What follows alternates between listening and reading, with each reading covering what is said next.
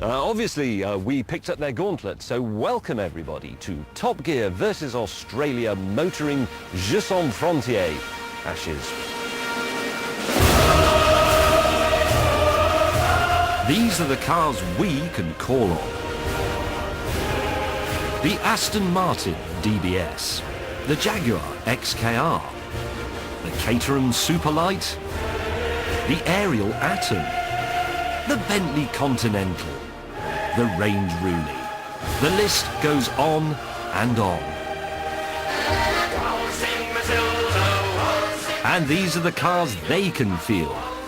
The Holden Maloo pickup, the Holden Commodore Saloon, and that's it.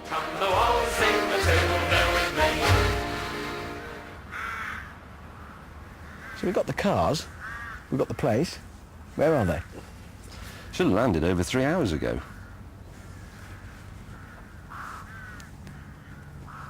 You did book them a taxi, didn't you? Sort of.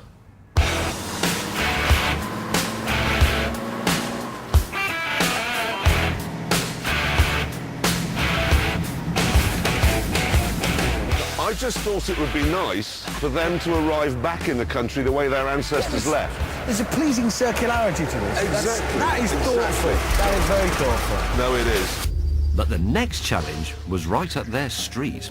Motorised sheep herding. Okay, guys, we've got your bikes. They are Australian. Well, they're not. Well, what are they then? They're Austrian. Oh, Australian, same thing. So you will now, we'll let the sheep out of the pen. Yeah. You ride around a bit and then herd them back in again. Okay? Yeah. No problem. You do realise that we're not upset that these are Austrian dirt bikes? Why? Oh, you've made a mistake. They're terrific. They're good bikes. These are the best bikes. Really? What are you What? So we've accidentally got them good bikes, you idiots! Right, if you're ready, I shall release the sheep! Go on! Right, they're not scared of me. Ha, go, go, go! To be honest, it wouldn't have made a difference if we'd given them unicycles. See him that way. See him. Come on, come on, come on, come on. They're very good, this lot. Shane, take him round, take him round. How are they doing this? He was popping a wheelie to scare them off to the right. Bring him up, I'll help. See the way he's anticipating where that sheep will go. On the inside. Okay, go together, go together, go together. That's it, let's get him, let's get him. I know, they've got them all together.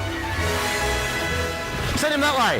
Go together, come with me, come with me. I think when you're Australian, you're born to do this. I think it Is that what it is? It's instinctive. They know. Must eat, must breathe in and out, must herd sheep. Okay, now all over the world, the Toyota pickup truck is marketed as the toughest vehicle money can buy. I'm going to show you an advertisement from Australia, and if you've got any children watching, put your fingers in their ears because it does contain some Australian language.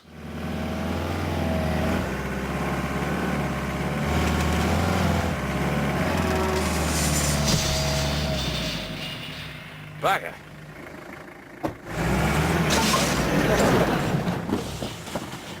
Bugger me.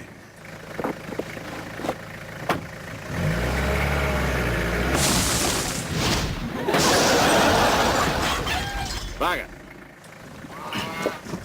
Easy now, son.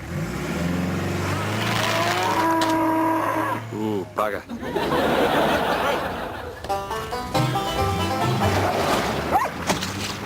Bugger.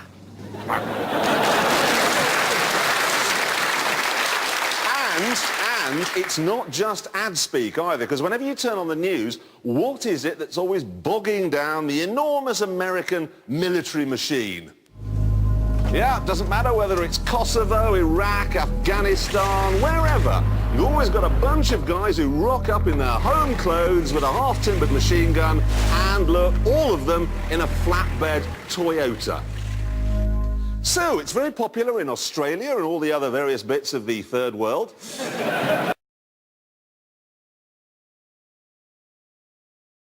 For now, though, we have some alarming news from the colonies. You see, we exported a bunch of convicts to Australia and the God Squad to America.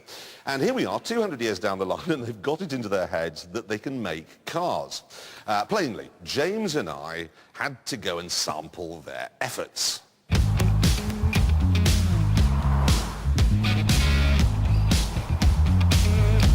This rather handsome-looking brute is the Vauxhall Monaro VXR. But don't be fooled, it's actually a Holden, which makes it Australian.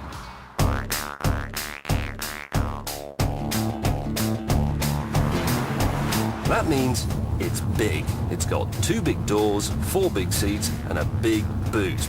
And even the gearbox feels like it came off some really big piece of earth-moving equipment. Happily, the engine is big too. Very big. It's the same 5.7-litre V8 that you get in a Chevrolet Corvette. It develops a big 382 horsepower, all of which comes at you in big, lazy yawns. For example, here I am doing 60 miles an hour in top gear, and the engine is turning over at 1500 RPM. 1500. It's idling. You fat Aussie slacker.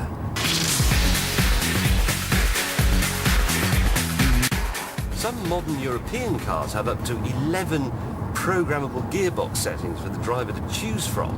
But this has a gear stick and a clutch. Now, the interior quality is not brilliant. To be honest, it's rubbish, but it's all here. There's climate control, there's cruise control, electric seats, and there's a really interesting traction control system with 2 settings. There's on, and there's off. So, that's what Australia has sent us. A big friendly ocker from the outback. America's contribution, on the other hand, has something of the night about it. It's the Chrysler 300C, and it appears to have been styled by Al Capone. It's the sort of thing the Sopranos would use as a company car. It just exudes menace. So, is it a gun platform for drive-by shootings, or is it a real car? It doesn't feel at all like an American car until you turn the sat-nav on. It's got a sort of voice thing on it, okay? I'm going to push it, ready? System is showing the fast food icons. First thing it goes to, the default setting, fast food. How American is that? It can't find London, can't find France, but it'll find you a burger. Chinese. System is showing the Chinese restaurant icons. Oh, I've got a good one for it. Iraqi restaurants. Well, that shut her up. It's rather like one of those American Marines in a Hollywood movie. No matter how suicidal the order, no matter how stupid, it just obeys. Sir, yes, sir! Run in front of all those enemy guns over there. Sir, yes, sir! Go around this hairpin bend at 150 miles an hour. Sir, yes, sir!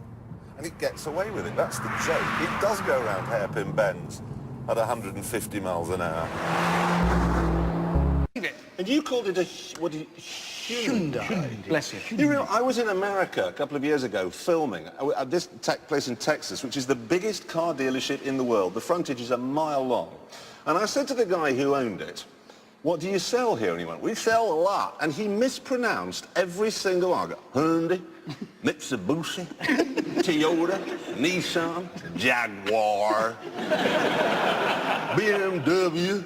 Every single one of them was wrong. And you call it a Hyundai. I prefer Hyundai. Hyundai. Anyway, there you go. Fast and Furious 2 starring a Hyundai. I'd watch it.